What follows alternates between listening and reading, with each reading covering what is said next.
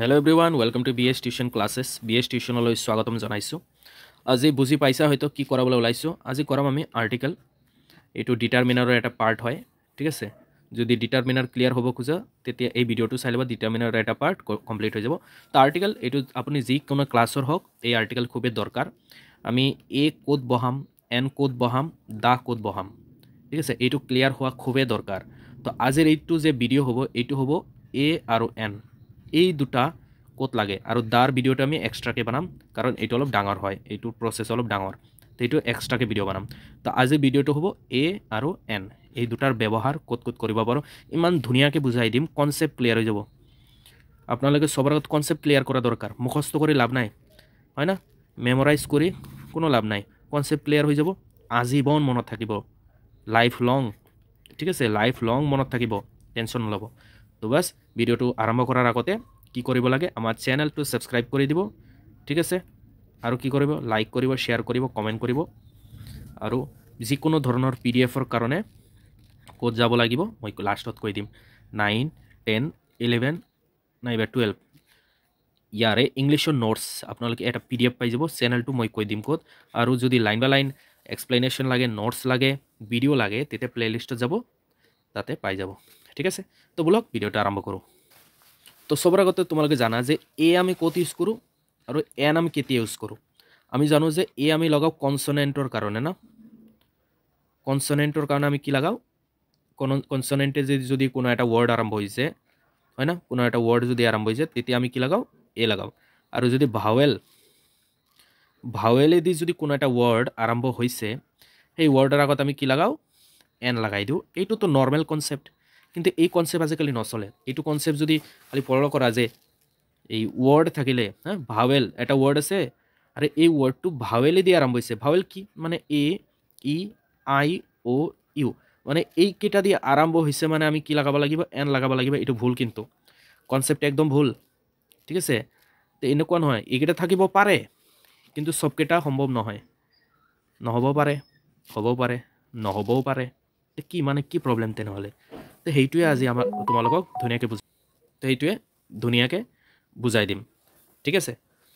বোলা এক ছেকেণ্ড।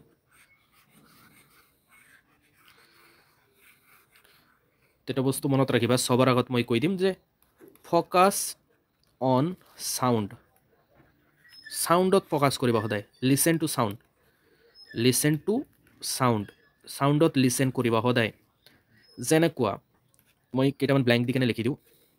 ইয়াতে দিয়া আছে ডগ, ইয়াতে দিয়া আছে বয়, ইয়াতে দিয়া আছে আগলি, ইয়াতে দিয়া আছে আমৰেলা, ইয়াতে দিয়া আছে NCC, ইয়াতে দিয়া আছে ডক্টৰ, ইয়াতে দিয়া আছে ইউনিভাৰ্চিটি, ইয়াতে দিয়া আছে MLA, ইয়াতে দিয়া আছে MBBS, ইয়াতে দিয়া আছে ছাপ'জ কি দিলোঁ, ইউৰোপিয়ান বয়। অ'কে, তো এইবিলাকত আমি হয়তো এ লগাব লাগিব, নহ'লে এন লগাব লাগিব। ঠিক আছে? কি লগাম? নৰ্মেলি আমি কি জানো, এইটো কি আছে, ডি আছে না, কনসনেণ্ট চাউণ্ড। ডি মানে কি কনসনেণ্ট, বি মানে কনসনেণ্ট, ইউ মানে ভাৱেল, ইউ মানে ভাৱেল, এন মানে কনসনেণ্ট, ডি মানে কনসনেণ্ট, ইউ মানে ভাৱেল, এম মানে কনসনেণ্ট, এম মানে কনসনেণ্ট, ই মানে ভাৱেল। কিন্তু আপোনালোকে কি ইয়াতে তোমালোকে কি লগাবা, এ আৰু এন ক'ত ক'ত লগাবা, মই কি ক'লোঁ, চাউণ্ড না। মই সদায় কি কৈছোঁ যে চাউণ্ডত ফ'কাছ কৰিবা, তোমালোকে ভাৱেলত ফ'কাছ নকৰিবা। যদি ভাৱেলত ফ'কাছ কৰা মানে এ, ই, আই,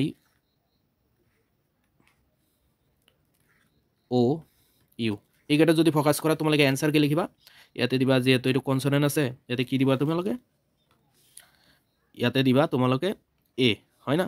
ইয়াতে কনসনেণ্ট আছে, ইয়াতে এ দিবা, ইয়াতে ভাৱেল আছে, তো ইয়াতে এন লগাবা। মই পাছত আৰু ঠিক কৰি দিম, ইয়াতে লাহে লাহে ভুল হৈ আছে। ইয়াতে আমৰেলা আছে, ইয়াতে এন, ইয়াতে কনসনেণ্ট আছে, ইয়াতে এ, এক ছেকেণ্ড, এ, অ'কে, ইয়াতে কনসনেণ্ট আছে, ইয়াতে এ, ইয়াতে ভাৱেল আছে এন, ইয়াতে কনসনেণ্ট আছে এ, ইয়াতে কনসনেণ্ট আছে এ, ইয়াতে ভাৱেল আছে, ইয়াতে এন। তো ইয়াতে গোটেইখিনি কাৰেক্ট হোৱা নাই, গোটেইখিনি কাৰেক্ট হোৱা নাই, কিছু কিছু কাৰেক্ট হৈছে, কিছু কিছু কাৰেক্ট হোৱা নাই। তো যদি খালি ভাৱেলৰ কনচেপ্ট লৈ কেনে এই যদি আৰ্টিকেলটো কৰিব যোৱা বহুত ক্ষেত্ৰতে ভুল হ'ব। কিন্তু মই কৈছোঁ যে listen the sound, listen the sound, চাউণ্ডটো ভালকৈ শুনা। ঠিক আছে এইটো কি সাউন্ড দিছে ড মানে ভাৱেল এইটো এ ঠিকই আছে এতে কি সাউন্ড দিছে ব সাউন্ড দিছে মানে ভাৱেল সাউন্ড ঠিকই আছে এ মানে কি সাউন্ড কনসোনেন্ট সাউন্ড এ ঠিক আছে এটো আ কি সাউন্ড দিছে আগলি আ মানে আ সাউন্ড দিছে মানে ভাৱেল আছে সাউন্ডতে ঠিক আছে এন হ'ব এটো কি আমব্ৰেলাৰ কি সাউন্ড দিছে আ সাউন্ড দিছে তাৰ মানে ভাৱেল আছে পারফেক্ট আছে এখানে এন ইয়াতে কি দিছে এনসিসি স্টার্ট হয় এ ন এ দিয়ে আরম্ভ হয়েছে না A N C C N C C K দিয়ে আরম্ভ হয়েছে নয় দিয়ে আরম্ভ হয় নাই এ দিয়ে আরম্ভ হয়েছে এন সি সি তো ভাৱেলে দি সাউন্ডটো ভাৱেল আছে না তো এইখানে কি হ'ব এন হ'ব ঠিক আছে ইয়াতে চাবা ডক্টর ড ডয়ে দিয়ে আরম্ভ হয়েছে তো কনসোনেন্ট তো এ ঠিক আছে এতে ইউনিভার্সিটি য় সাউন্ডে দিয়ে আরম্ভ হয়েছে য় ৱ ৱ য় উ তেনেকুৱা সাউন্ডে দিয়ে আৰম্ভ হৈছে ঠিক আছে আৰু য় সাউন্ড আমাৰ কি নহয় ভাৱেল নহয় তো এইটোত এন নহ'ব কি হ'ব এতিয়া ইয়াতে হ'ব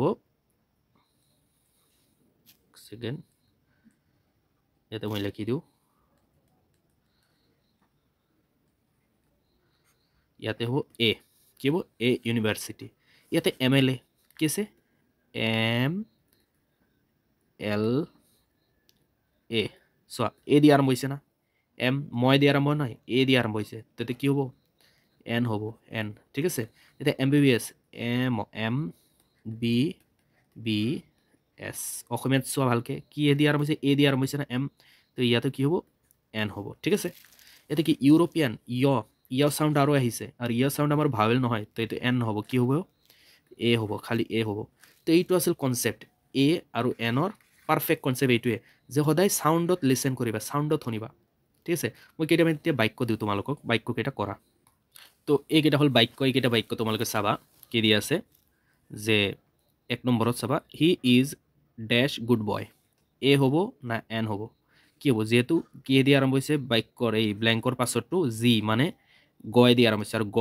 জি আমাৰ কি হয় কনসোনেন্ট সাউন্ড হয় তো এইকাৰণে আমি কি লাগাম এ লাগাম ঠিক আছে আই এম ডেশ এন চি চি ক্যাডেট এ হ'ব না এন হ'ব তো এন চি চি মানে এ ন এ দিয়ে আৰম্ভ হৈছে মানে ভাৱেল সাউন্ড লেখা আছে যে কনসোনেন্ট কিন্তু সাউন্ডটো এ দিয়ে আহিছে তো এইকাৰণে আমি কি লাগাম এন লাগাম ৰাহুল হ্যাজ এ ইউনিফৰ্ম না এন ইউনিফৰ্ম তো আমি যদি ভাৱেলৰ ফালে চাব যাওঁ ইউ আছে নিয়ম ভাৱেলৰ ফালে যদি চাব যাওঁ আমি এন বহাব লাগিছিল কিন্তু এইটো য় সাউন্ড কোনোদিনও আমাৰ কি নহয় ভাৱেল সাউন্ড নহয় তো ইয়াতে আমি এ লাগাম he is dash university student he is an university student না he is a university student তো ইয়াতে সেম এই ফৰ্মুলা সেম আছে তো এ হ'ব আৰু ইয়াতে তোমালোকে কমেণ্ট কৰি জনাবা কমেণ্ট কৰি দিবা যে ইয়াতে কি হ'ব ইয়াতে এ হ'ব না এন হ'ব এইটো কমেণ্ট কৰি জনাবা ঠিক আছে মই নিশ্চয় ৰিপ্লাই দিম তোমালোকক অ'কে অল দ্য বেষ্ট